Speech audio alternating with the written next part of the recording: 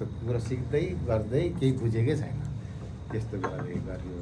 के अरे हाम्रो ब्याज चाहिँ असाध्यै ल 41 सालमा भयो, 45 साल वैशाखमा रिजल्ट भएको। हामीले त ट्रान्सफर ल्याएन सर भने हुन्छ हुन्छ फर्स्ट इयर सेकेन्ड इयरको हालेर गइदियो।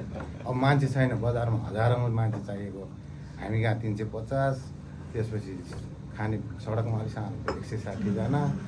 अनि त्यही वर्ष फेरि भूकम्प पनि गयो, भूकम्पले पनि 500जना जति माग्यो, मान्छे छैन। अनि स्टिच गरेर पनि दियो भनेर त्यस्तो हस्ताइ ल्याएर चाहिँ कहाँ जाने, म त बाहिर जानु सक्छ ल क्षेत्रीय जे भन्यो त्यही हो। त्यस्तो सजिलो बेलामा जागिर चाहिँ असाध्यै सजिलो छ इन्ट्रीको। अनि 46मा आउँदाखेरि 10 वर्षदेखिको अस्ति साथी सरहरू दाइहरू हुनुहुन्थ्यो, उहाँहरू ल हाम्रो जोडेर 350 गरेको। कति दाइहरू त त्यो फर्म पनि नभएको छ, त्यस्तो थाईको फर्म पनि नभएको, किन अप्सन हेरेर नि सडकमा पाएसम्म सडकमा जाने इन्ट्रेस्ट हुन्थ्यो मान्छेलाई। त्यस्तो बेलामा जागिर खाएको हामीले केही बुझ्दै थिएन, सिक्दै गर्दै गर्दै जिल्ला सिँचाइमा गयो। रसुवा गएको छ, रसुवा भने त फेरि यहाँ नुवाकोटदेखि हिँड्नु पऱ्यो, कहाँ आयो के गरी काम गर्ने गाईहरू काम गर्ने।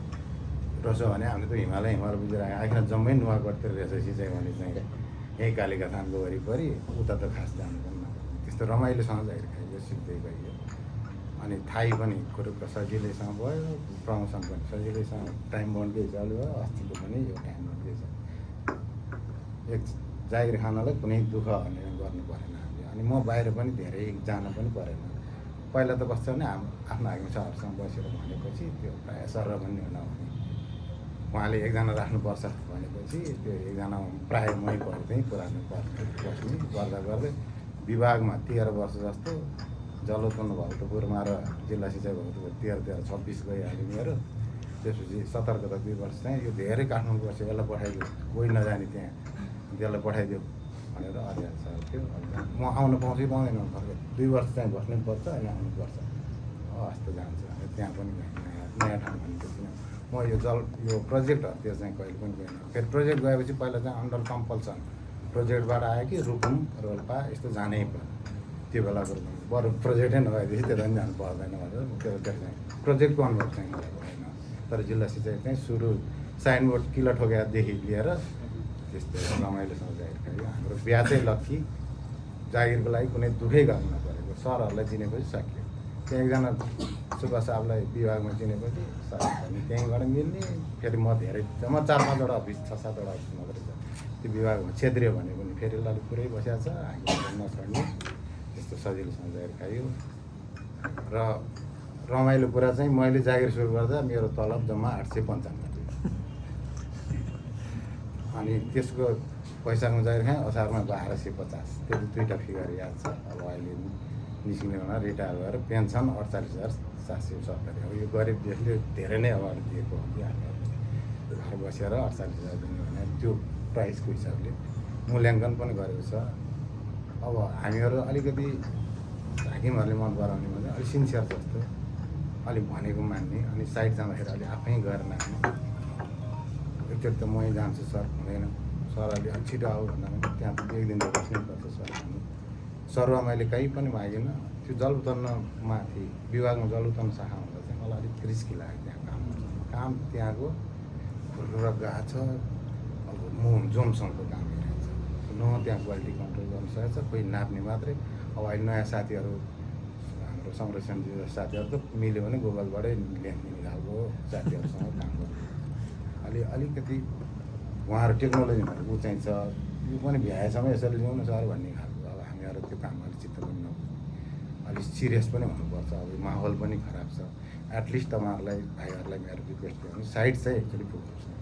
हामी जाँदा केही नभए पनि सरकारलाई हामी 2 लाख रुपियाँ चाहिँ बताउनु सक्छौँ।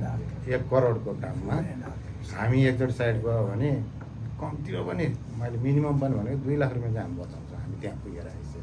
यहाँ बसेर हामीले इस्टिमेट बनायो भने 2-3 लाख रुपियाँ बढी लाग्छ। त्यो भनेको हाम्रै जिम्मेवारी हो। त्यस्तोमा अलिकति केयर गरिदिनु होला। तपाईँहरू अलिकति साइड चाहिँ जानेमा अहिलेको जेनेरेसन अलिकति अल्छी जस्तो लाग्छ मलाई। त्यो चाहिँ नगरेर यहीँबाट गुगलबाट काम त चलिरहेछ, भइरहेछ। हुँदा अब एउटा साथी नाम नभनौँ, गुगलबाटै म त ल्यान निकालिदिन्छु सर भन्नुभयो। अब त्यस्तोमा आफूले सहयोग गर्ने कि नजाने, अनि म त कहीँ सर नजाऊ भन्दा भने 1 वर्ष मात्रै भएको थियो त्यहाँ जलपाइगुडीमा। त्यहाँ बस्नु अलिक डर लाग्यो। कामहरू एकदम भन्नेहरूले भनेकै ठाउँमा गर्नु पनि गएको छ, हुर्र गएको छ, खर्र आएको छ। के क्वालिटी कन्ट्रोल गरेको छ प्लाउन कम्ती साह्रै डर लाग्यो कामहरू गयो अनि म यहाँ दिनेश सरले सर म त यहीँ हुन्छु भने काम त धेरै गर्दिनँ अब 1-1.5 वर्षमा हिँड्छ हुन्छ भन्नु पछि मान्छे नभएर तपाईँ तालिममा इन्भल्भ हुनैपर्छ भनेर पैसातिर आएर मेरो छोरीको बिहा पनि थियो त्यो वर्ष अनि बिजी पनि थिएँ भन्नु त्यो तालिमहरू राम्रैसँग गऱ्यो अनि यो साल चाहिँ मेरो काहीँ पनि काम गर्ने उहाँसँग हुँदा नि विचार थिएन सर भन्दा नि मैले सरसँग चाहिँ विभागमै गएर नदी नियन्त्रण आउँदाखेरि 2-3 फाइलमा बरु सरसँग काम गरेँ यहाँ अफिसियल काम चाहिँ के पनि गरिनँ तर उहाँको स्टाइल चाहिँ मलाई उहाँ आउँदाखेरि थाहा छ उहाँले हामीलाई धेरै सजिलो बनाइदिनु भएको थियो यो नारायणीको एउटा भियो केसमा त्यसपछि कमलाको यो अवार्ड दिने कि नदिने जस्तो पनि सरले एकदम तपाईँहरूले हेर्नु मोटो हुन्छ भनेर हामीलाई हौसला दिनुभयो हाम्रो सजिलो भयो नत्र हामीलाई नि प्रेसर थियो त्यो गर्नै पर्ने जस्तो अब काम गरिसकेको छ भियो गरेर तपाईँ साइड जानुहोस् भनेर सरले नै मलाई तपाईँ जानुहोस् भनेर बुद्धरत्न जी र तपाईँ गएर साइड गरेर मलाई पछि आइदिनु भेरी स्ट्रङली सजिलो थियो तर उहाँको नि यहाँ चाहिँ एनर्जी अलिकति देखाउनै पाउनु भएको थिएन अफिसै त्यस्तो पऱ्यो त्यहाँ हुँदा हामीले अर्कै हिसाबले देखेको यहाँ उहाँ पनि बिना भन्दै यो के अफिस कुरा छ अब बनाउनु छ होला यो अफिसलाई पनि अहिले त 1 वर्ष 1.5 वर्षदेखि त यो अफिस चाहिँ के हो जस्तो अब यहाँबाट फर्स्ट क्लास लेभलले पनि मलाई बिदाई लेख्न नपाउने अब फेरि म यहाँ यो बोकेर बिदा अलिकति राम्रो जस्तो लाग्छ तर रमाइलोसँग बिताइयो यो बिचमा कसैसँग पनि मेरो मनमुटाव पनि भएको छैन मेरो कुनै गुनासो पनि छैन म मान्छे नेचर पनि सबैसँग मिल्ने भएर मेरो त्यस्तो भनाबैरी कोहीसँग कहिले पनि भएको पनि छैन सबैलाई धन्यवाद र नेपाल सरकारलाई सरहरू मार्फत मेरो कामको मूल्याङ्कन गरेर आजसम्म सक्सेसफुली निस्किन पाएँ त्यसको लागि सबै सहयोगी साथीहरूलाई धन्यवाद दिँदै